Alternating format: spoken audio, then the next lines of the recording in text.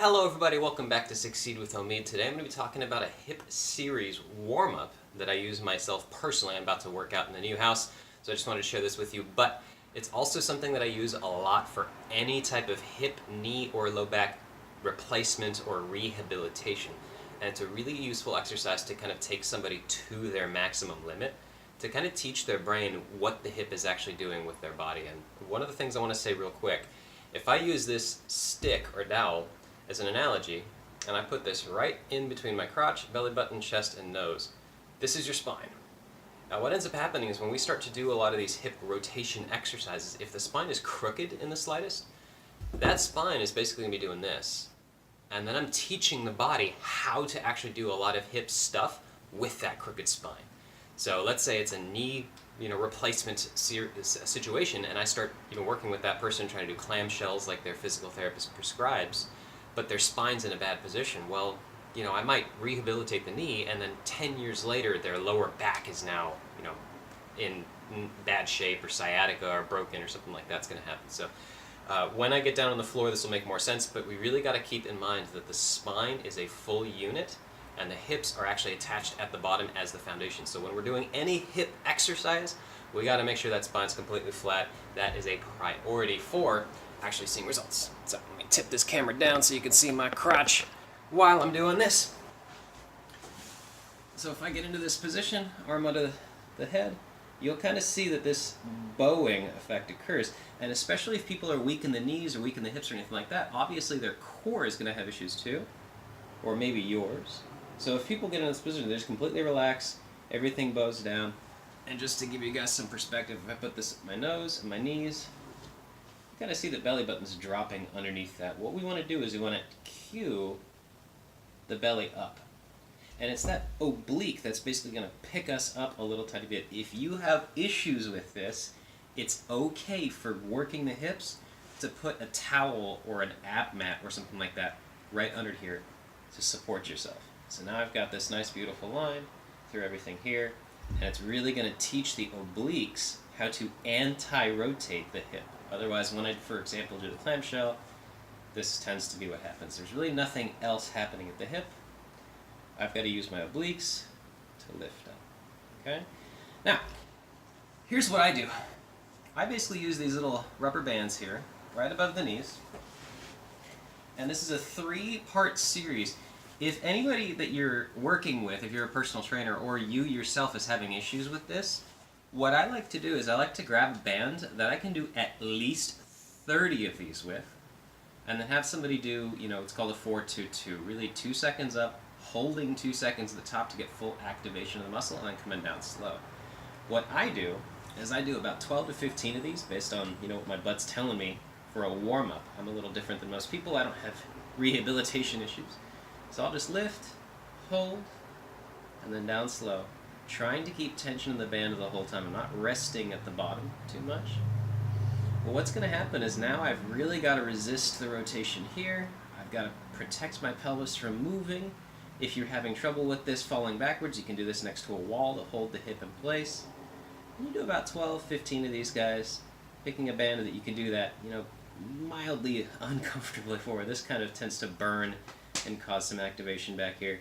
Some people, if these muscles haven't worked that much, piriformis, glute medius, all that sort of stuff, they can tend to get some cramping here. The other thing you really want to pay attention to is this TFL here sometimes can pick up the pelvis this direction and try to move that knee. It's one of the reasons a lot of people get knee pain or back pain in the first place. TFL is working way more than glutes, and that's a problem. So let's pretend I did 12 because I wasn't actually counting. I'm going to keep this bottom leg still and take the top leg straight over the bottom foot. Now again, keeping this alignment really well, keeping the top completely still. But now the band is pushing back and away from this knee. So I've got flexion and abduction on this side, and I've got extension and abduction on this side. And I'm going to try and push up and back away from this anchor point here. So now I've got everything trying to push glute med, glute min now, really try to work together to get this abduction or the leg lift. When I give these to a lot of clients, I just call it sideline leg lift, and they tend to remember what's going on. Same thing, 2 seconds at the top, slow on the way down, up 2, hold 2, down 2. So, same thing. 10 to 12 of them. If they can't even do 3 or 4 of these without some cramping or something like that, go to a lighter band. You know that you have some rehabilitation to do on the side of that butt. And this is the important thing, is if I find somebody can do 500 clamshells, and then they get to this and they can't do any of them, well, guess what? Glute med and glute min are way imbalanced. So if I give them lunges, they might be able to do them, but the knee is doing this the whole time. They cannot stabilize from left to right directly, and that's not a good thing. Now, here's the other one. Like I said, 3 pieces to this.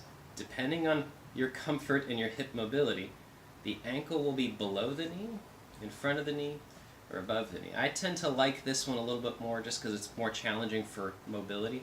But a lot of people trying to get to that position will get a pelvic fault, and now I don't have that line. So for today, video, I'll start here. Keep that nice straight line through the head, chest, belly button, and crotch. And then this leg isometrically is going to hold that abduction. The bottom leg is going to internally rotate, keeping the foot still, lifting up, holding 2 seconds, slow on the way down. Now if I just relax this bottom leg, it's going to win against the band. And the thing of beauty about this is the band is actually an assistant because the muscle that does this, the inner rotator cuff of your hip, is so small, so weak, that without the band, a lot of people really have a lot of issues with this. But this is just enough tension to help out, assist that muscle, and I'm still going to get that activation because it has to squeeze, hold, and then come back down. And now what's going to happen is I'm teaching internal rotation on this side, quick movements, left to right for all you soccer players, football players, tennis players, and then isometric external rotation and extension here, and stabilization more importantly. So this teaches a lot of different things. These 3 moves in a row, they take a while. You can get them down to about 1.5 minutes. I've been talking this whole time doing probably way too many reps. But the idea is that this really is a phenomenal hip activation series that you can do before any squats, lunges, deadlifts, whatever you want to do. If you want to do sprints, if you want to do box jumps, if you want to do any kind of sport. These bands are travelable, so you can just throw it in your suitcase or anything like that you want to do. And now my hips are all ready, and my core is actually engaged the whole time. So try this out on your own while I struggle to get up off the floor and change the angle of the camera again. Like I said, we just moved, so not exactly the cleanest videos. I got a lot on my plate, but I just wanted to say I'm going to be trying to post these videos regularly 3 times a week going forward because I really just like sharing this stuff. I don't see many people talking about the order of operations like I do. You really want to get everything activated first before you just jump into a workout. Because here's the deal, I've been working with people in rehabilitation situations with exercise for about 8 years now. And what I've noticed is that a lot of people have had the problem for 15, 20 years. It's just been something that's been building over time for bad habits. Let's fix the good habits now. Teach people with the pain how to actually fix it with stuff like this. My booty and inner thigh are really warmed up now. Imbalanced, I gotta do the other side, but I won't put that in this video. That's it for today. I hope this information was very helpful to you guys. As always, have a happy and healthy rest of your day. Talk to you next time.